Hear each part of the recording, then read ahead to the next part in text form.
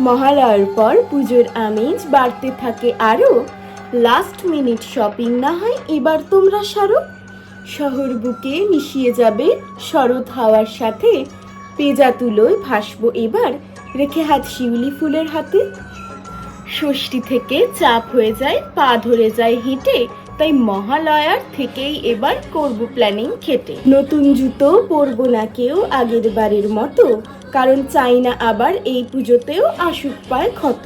ঘুরবো শহর, ভাসবো লেনে, হপিং হবে সেরা। এই পুজোতেও থাকবো না হয় শুধুই ফ্যামিলি ঘেরা।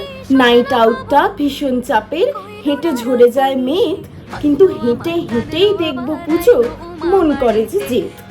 তুলবো ছবি হাজার খানেক, লাগিয়ে দেব স্টোরি, ফুচকা স্টল গুলোই তো হলো পুজো প্যান্ডেলের গ্লোরি। এই সবের জন্য আবার হবে অপেক্ষা 1 বছর, 25 সালের দুর্গা পুজোয় থাকবে সবার নজর। সময় কিরম তাড়াতাড়ি অতিবাহিত হয়ে যায় না? এই তো মনে হচ্ছে আগের বছর বললাম, আসছে বছর আবার হবে পুজো।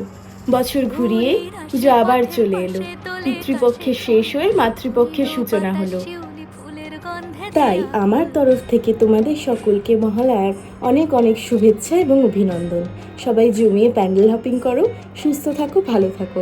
এবং আজকে আমার লেখা এই কবিতাটি যদি তোমাদের ভালো লেগে থাকে তাহলে শেয়ার করতে একদম ভুলবে না।